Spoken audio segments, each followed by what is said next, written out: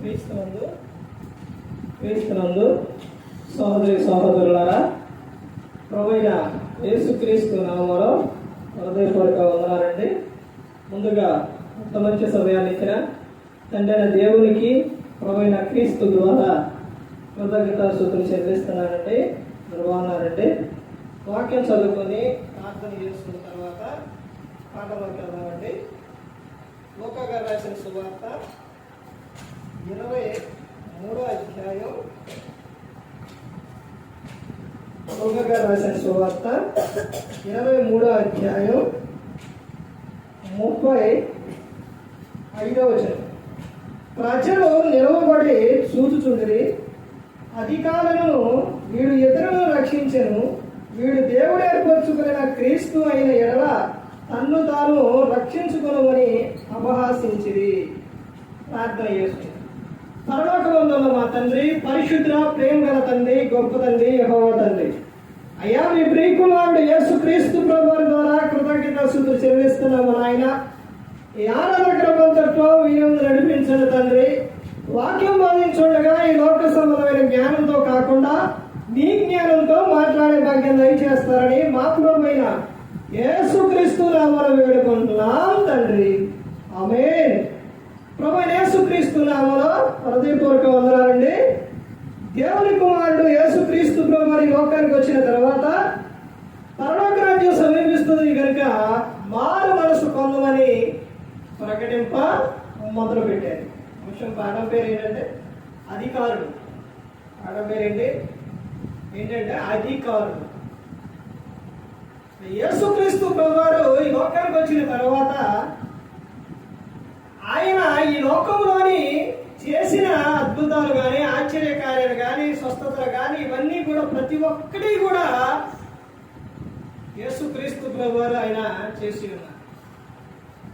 అయితే ఆయన చెప్పిన సందర్భంలోని తండ్రి, మీరు దేవుడు అంటున్న తండ్రి నా తండ్రి అని చెప్పి ఉన్నారు. యేసుక్రీస్తు ప్రభువారు సిలువలో ఉన్నప్పుడు ఆయనను కొంతమంది అపహాసిస్తున్నారు. ఏమనంటే లూకా గారు రాసిన సువార్త 23వ అధ్యాయం 35వ వచనంలో ప్రజలు నిలవబడి చూచుచుండిరి. అధికారులను వీడు ఇతరులను రక్షించిన అధికారులు ఏం చేస్తున్నారట? ఆయన్ని అపహాసిస్తున్నారు. అధికారం ఉంది కదని, నాకు అన్నీ ఉన్నాయి కదని నీవు దేవుణ్ణి దూషించినా అపహాసించినా చాలా ప్రమాదం అండి. దేవుడు ప్రతి ఒక్కరికి కూడా చూస్తూ ఉన్నారు. వీళ్ళు ఏం చేస్తున్నారు? ప్రజలందరూ నిలబడి చూస్తున్నారు. అధికారులు మాత్రము యేసుక్రీస్తు ప్రభువుని ఏం చేస్తున్నారంటే అపహాసిస్తూ ఉన్నారు. ఆయన సైగ చేస్తే యేసుక్రీస్తు ప్రభువారు ఆయన పక్కన ఉన్న శిష్యులు సామాన్యులు కాదు, లేకపోతే దూతలు వచ్చి ఆయన పక్షాన యుద్ధం చేస్తాయి. కానీ యేసుక్రీస్తు ప్రభువారు ఇటు శిష్యులు కానీ అటు దూతలు కానీ ఎవరికి అవకాశం ఇవ్వలా. ఎందుకనంటే ఆయన తన్ను తాను తగ్గించుకొని ఉన్నారు. పైన చెప్తున్న విషయంలో చూడండి, యేసుక్రీస్తు ప్రభువు చెప్తున్న విషయం చూడండి. యేసు తండ్రి వీరేమి చేయించున్నారు, వీరు ఎరుగురు కనుక వీరిని క్షమించమని చెప్పాను. వారు ఆయన వస్త్రములు పంచుకొనుటకై చీట్లు వేసిరి. యేసుక్రీస్తు ప్రభువు ఏం చేస్తున్నారట? తండ్రి వీరు ఏం చేస్తున్నారు, వీరు ఎరుగురు కనుక వీరిని క్షమించమని చెప్పి ఉన్నారు. యేసుక్రీస్తు ప్రభువు ప్రతి ఒక్కరిని కూడా ఆయన క్షమించి ఆయన ప్రేమించి ఆయన యేసుక్రీస్తు ప్రభువు. అందుకనే ఈ రోజున లోకమంతా కూడా ఆయన అంటే ఇష్టపడుతూ ఉన్నారు. ఎందుకనంటే నువ్వు ఏది కలిగి ఉన్నా, నీ దగ్గర ఏది ఉన్నా ఏది లేకపోయినా ఆయన నిన్ను ప్రేమిస్తూ ఉన్నారు. ఇంకో విషయం చూడండి, యోబు గ్రంథం 29వ అధ్యాయం 8వ వచనం నుంచి చూడండి. ఎవరు నన్ను చూచి దాగుకొనిరి, ముసలివారు లేచి నిలవబడి, అధికారులు మాట్లాడటం వారి నోటి మీద చేయి వేసుకునిరి.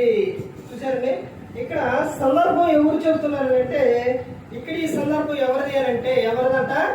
యోబు గారి.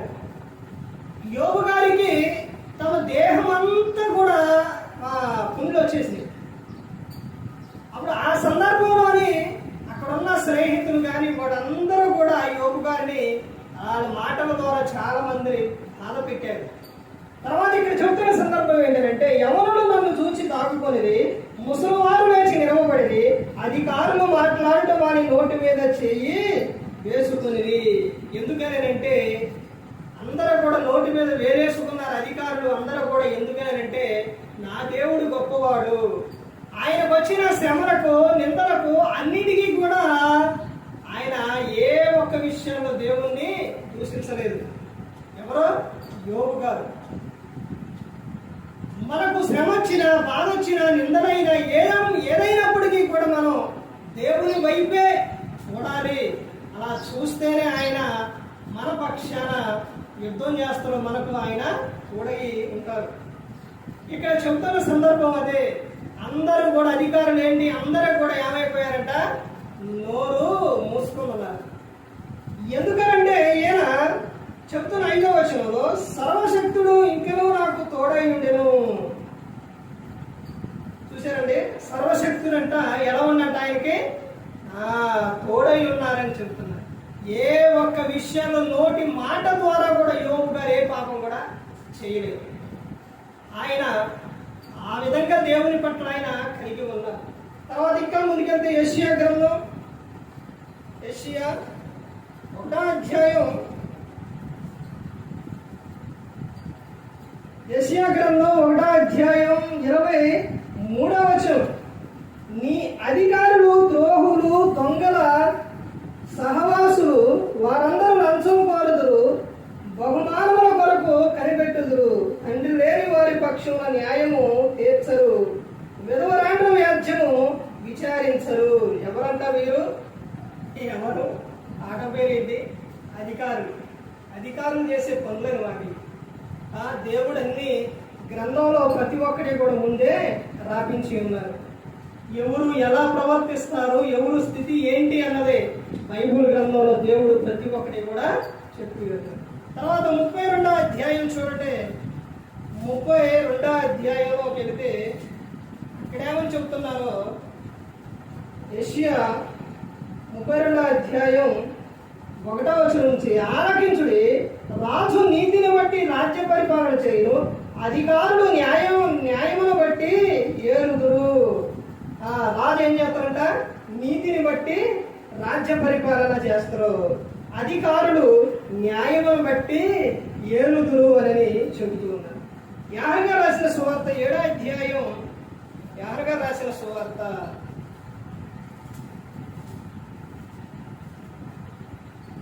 7వ అధ్యాయం 26వ వచనంలో చెబుతున్నారు కదా, ఇదిగో ఈయన బహిరంగముగా మాట్లాడుచున్నాను, ఈయనను ఏమనరు, ఈయన క్రీస్తు అనే అధికారులు నిజముగా తెలుసుకొని ఉందురా, అయినను ఈయన ఎక్కడి వాడో ఎరుగుదము, క్రీస్తు వచ్చినప్పుడు ఆయన ఎక్కడ వాడో ఎవడనో ఎరుగుడని చెప్పుకొనిరి. కాగా యేసు దేవాలయంలో బోధించుచు, మీరు నన్ను ఎరుగుదురు, నేను ఎక్కడి వాడనో ఎరుగుదురు, నా అంతటా నేనే రాలేదు, నన్ను పంపిన వాడు సత్యవంతుడు, ఆయనను మీరెరుగరు. ఇక్కడ ఏమని చెప్తున్నారంటే, ఇదిగో ఈయన బహిరంగముగా మాట్లాడుచున్న ఈయన ఏమనరు, ఈయన క్రీస్తు అనే అధికారులు నిజంగా తెలుసుకొని ఉందురా. వాళ్ళలో ఉన్న ఒక ఆలోచన చూడండి ఏ విధంగా ఉన్నారు. అక్కడేమో దూషించారు, ఆ తర్వాత ఇక్కడ వీళ్ళు తెలుసుకుంటారా? ఈయన క్రీస్తు అని తెలుసుకుంటారా? ఎవరంట? అధికారులు అంట. తర్వాత ఇంకా చెప్తున్న విషయం ఏంటో చూడండి. ఇంకా ముందుకెళ్తే ఇంకా చెప్తున్నా. అపోస్తుల కార్యాలు 4వ అధ్యాయం, అపోస్తుల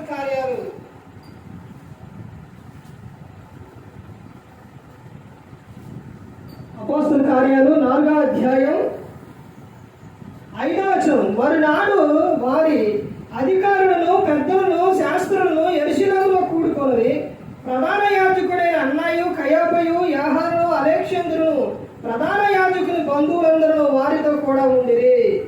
తర్వాత 26వ వచనంలో ఇక్కడ చెబుతున్నారు కదా, ప్రజల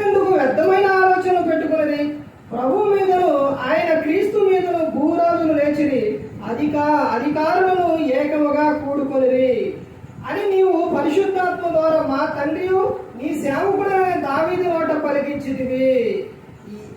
ఎప్పుడు మరి ఎవరు నోట పలికించారంట? దావీదు గారు నోట. ఏ మాట అంట? అధికారులు ఏం చేస్తారంట? ఏకముగా కూడుకుందరు అని చెబుతూ ఉన్నారు. మొత్తం కూడా ఒక సాడపోగయ్యి వీడు చెప్పే మాటలు, మాట్లాడుకునే మాటలు. అదే సందర్భాల్లో యేసుక్రీస్తు ప్రభువారి గురించి కూడా చాలా సందర్భాల్లో మాట్లాడారు. చివరగా అపోస్తుల కార్యాలు, అపోస్తులైన పౌలు గారు రోమీయులకు రాసిన పత్రిక 13వ అధ్యాయం 3వ వచనం చూస్తే, ప్రభుత్వం చేయువారు చెడ్డ కార్యములకే గాని మంచి కార్యములకు భయంకరులు కాదు. నీకు మేలు కలుగుటకు అధికారులు దేవుని పరిచారకులు, వారికి భయపడక ఉండ గోరితువా, మేలు చేయమప్పుడు వారి చేత మెప్పు పొందుదు. ఇంకా ఈ సందర్భం మొత్తం చదువుకుంటూ వస్తే చాలా ఉంటుంది. అధికారులు దేవుని ఇక్కడ ఏమని చెబుతున్నారంటే, ఒకటే పరిచారకుడు అని చెబుతున్నారు. అంటే నీ దేవుడు ఒక వ్యక్తిని ఎన్నుకునేది, ఒక వ్యక్తికి ఒక అధికారం ఇచ్చేది ఎందుకనంటే ప్రజల క్షేమం చూడడానికి, ప్రజలను పట్టించుకోవడానికి. నీకు అధికారం ఇచ్చేది, నువ్వు ఏది కలిగి ఉండాలో, నువ్వేం చేయాలన్నదే అవన్నీ ఇచ్చేది ఎవరు అని అంటే కొలసీలకు రాసిన పత్రిక 1వ అధ్యాయం ఉంటుంది, యేసుక్రీస్తు ప్రభువు. కానీ ఈ రోజున ఎలా ప్రజలను పట్టించుకున్నారు, ఏ విధంగా ఉంటున్నారో ప్రతి ఒక్కరు కూడా గమనించుకోవాలి. మనకు ఏదైనప్పటికీ కూడా, మనకి ఏదైనా ఏ పదవైనా ఏదైనప్పటికీ కూడా ఆ విషయంలో దేవుని యందు భయభక్తులు కలిగి ఉంటారండి. ఎవరిని తక్కువగా చూడడం, ఎవరిని హింసించడం ఇలాంటి అనేది లోకంలో గన నువ్వు చేస్తే దేవుడు ప్రతి ఒక్కరి కూడా చూస్తూనే ఉన్నారు. ప్రతి ఒక్కరు కూడా ఆయన యందు భయభక్తులు కలిగి ఉంటారండి. నీకు ఏదైనప్పటికీ కలిగి ఉన్నా, ఏదైనప్పటికీ ఉన్నది నీకు దేవుడు ఇచ్చిందని ఆయన పట్ల భయభక్తులు కలిగి ఆయనకు నువ్వు కృతజ్ఞత స్తుతులు చెల్లించేవారిగా ఉండాలి. ఏ ఒక్కరు కూడా నశించి నరకానికి వెళ్ళిపోకూడదు. యేసుక్రీస్తు ప్రభువు ఈ లోకానికి వచ్చి మనందరి కోసం సిలువలో తన ప్రాణాన్ని పెట్టి ఉన్నారు. మరి ఈ విధంగా నిలబెట్టి మాట్లాడించిన తండ్రి దేవునికి కృతజ్ఞత స్తుతులు చెల్లిస్తూ, ఇంతవరకు శ్రద్ధగా ఉన్న మీకు ప్రభు పేట హృదయపూర్వక వందనాలు చెల్లిస్తూ ఈ మాటలు ముగిస్తున్న అందరికీ వందనాలు.